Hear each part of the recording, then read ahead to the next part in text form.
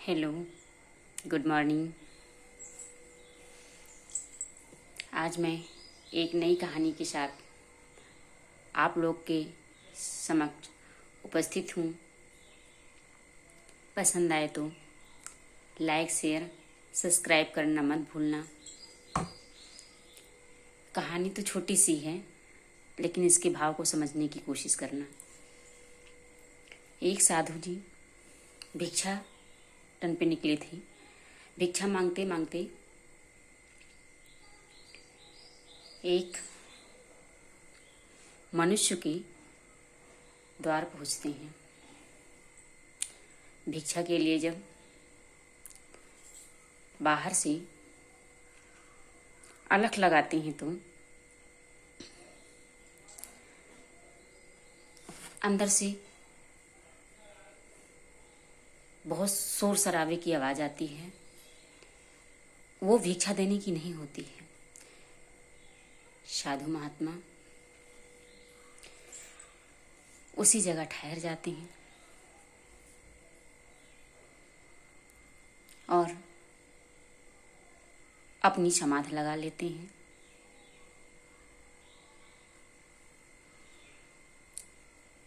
समाधि के पश्चात जब उठते थे तो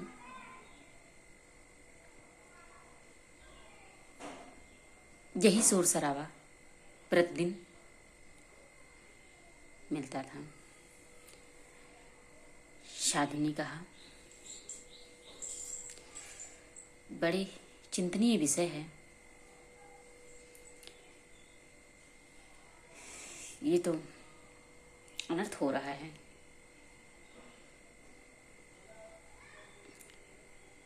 साधु ने मेन गेट पर पहुंचकर फिर अलख लगाते हैं, भिक्षाम देहि।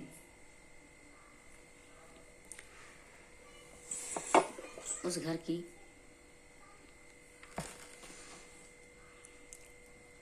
स्त्री यही सोचती है कि रोज रोज बाबा भिक्षा मांगने आते हैं और हम लोग अपने विवाद में लगे रहते हैं। चलो आज भिक्षा दान कर देते हैं। स्त्री का स्वभाव बहुत कोमल, दयालु, शीघ्र प्रसन्न, सहनशील आदि बहुत से गुणों से सुशोभित होता है। परंतु जब उसकी बात प्रेम से नहीं सुनी जाती है, जब वो चिल्लाती है, तो उन अवगुणों को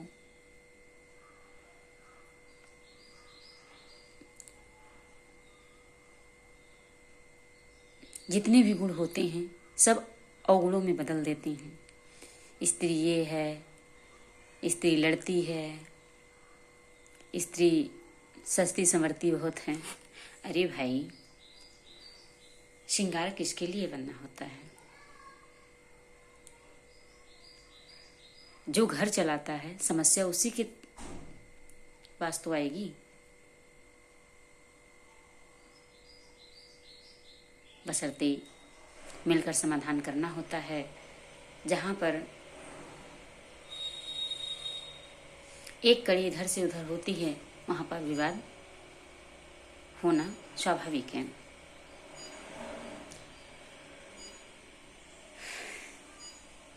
स्त्री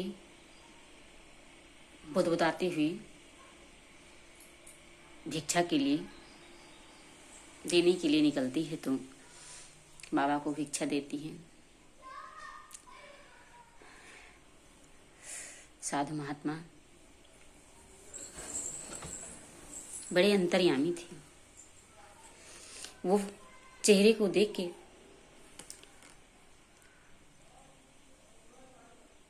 पता कर लेते थे कि आखिर प्रॉब्लम कहाँ है। साधु महात्मा स्त्री से कहा, देवी,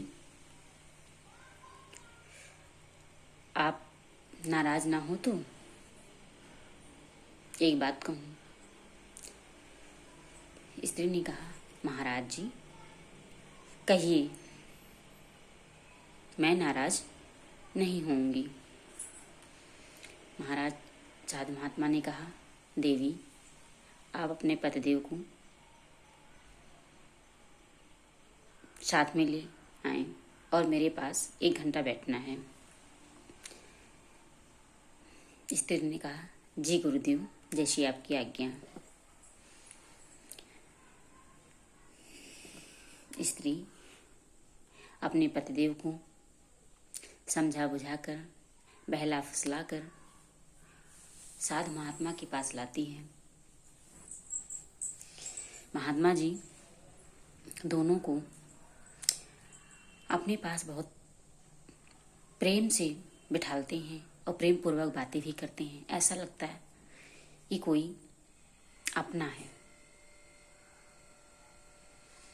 साधु महात्मा कहा, बेटा हमने यहाँ समाध लगाई थी और समाध के पश्चात जब उठता था तो रोज की वही प्रक्रिया मुझे समझ में आती थी। उसी के लिए कुछ शिक्षा देना चाहता हूँ। आपको स्वीकार हो तो मैं प्रारंभ करूँ। साधु महात्मा की बात सुनकर पत्नी ने कहा, जी महाराज आप शिक्षा प्रदान कर सकते हैं। साधु जी ने कहा, बेटा कहाँ से शुरू करूं? उन्होंने कहा, आपने जो सुना है यहीं से प्रारंभ कर दीजिए। हम लोग वैसे भी बहुत परेशान रहते हैं। साधु महात्मा ने कहा,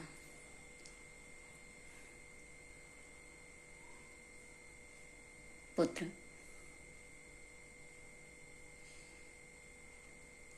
देवी मेरी बात को ध्यान से सुनो।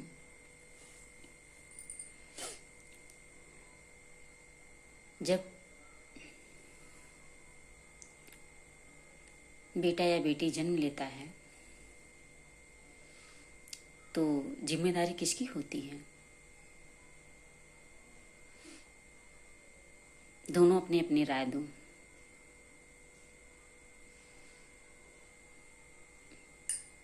स्त्री ने बोला,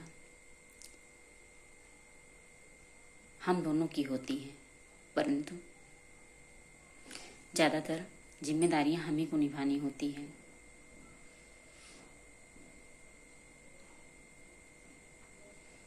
उसके पद से कोई शब्द ही नहीं निकले। महाराज ने दूसरा प्रश्न किया,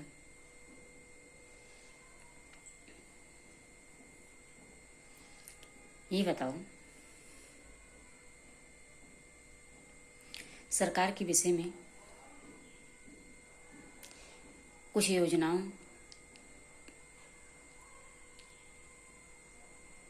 को जानते हो जो सरकार ने चलाई हो?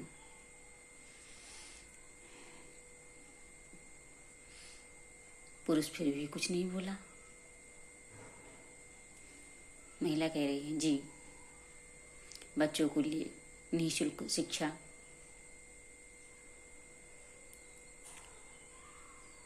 कन्या के विवाह के लिए धन देना,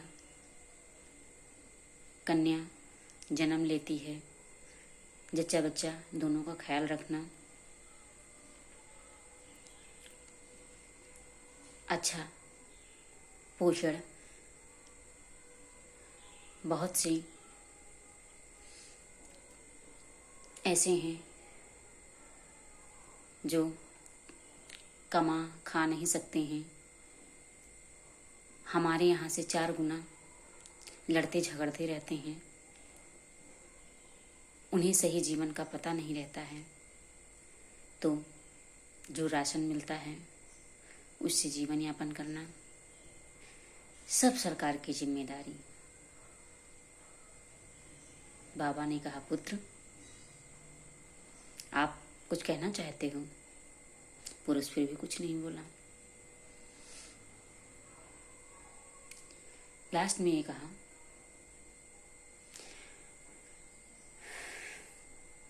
जो मैं कमा के लाता हूँ स्वयं खर्च कर लेता हूँ और सब घर में ही खर्च हो जाता है। बाबा ने कहा, पुत्र सारी जिम्मेदारी सरकार ने उठा ली है। अगर इनमें से 2-4 जिम्मेदारी आप समझने लगो तो आपके घर के विवाद दूर हो जाएंगे। पुरुष ने हट कर लिया, निश्चय किया कि हम अपनी सोच को बदलेंगे। कुछ दिन पश्चात बाबा पुनः उस दरवाजे पर आते हैं और देखा कि सब दोनों अपनी जिम्मेदारी को समझते हैं, बहुत हर्षोल्लासपूर्वक अपना जीवन व्यतीत करते हैं।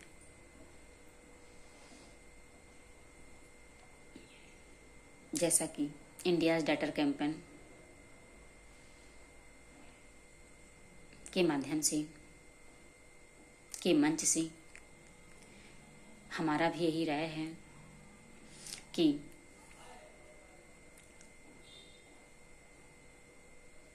पुरुष को अपनी सोच की बदलने की आवश्यकता है।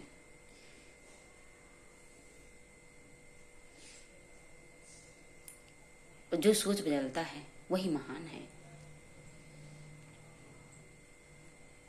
साधु महात्मा कहा, बेटा जिस प्रकार से आपने अपने घर को सही सलामत रखने के लिए ये निर्णय लिया है, उसी प्रकार आप दूसरे के घर को भी टूटने से बचाना।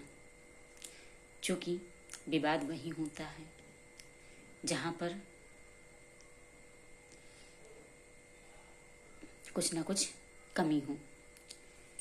उदाहरण के तौर पर साधु महात्मा ने कहा, बेटा एक आपको मंत्र दिए जा रहे हैं, बस जब आप के दोनों के मन में या किसी के मन में विवाद उत्पन्न हो तो ये सोच लेना। बाबा ने अपने माला को निकाला और कहा, देखो बेटा ये माला धागे में पिरोया गया है। पूरा ये माला समझो एक परिवार है। इसमें से अगर एक भी मोती टूटकर गिर जाएगी तो धीरे धीरे धीरे धीरे करके ये जो है सारी बिखर जाएगी और ये माला नहीं कहलाएगा। साधु महात्मा भिक्षा लेकर अपनी कुटिया की तरफ जाते हैं। राज भी मुस्कुराते हुए इधर उधर देखती है और कहती है, बाबा ने जो हमारे शब्द बोल दिए हैं, शायद इससे कई घर टूटने से बचेगा और परिवार में खुशियां आएंगी। राज हर्षोल्लासपूर्वक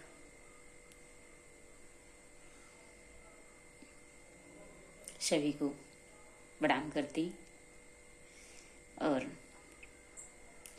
पुनः सर्च के लिए निकल पड़ती। जय हिंद, जय भारत।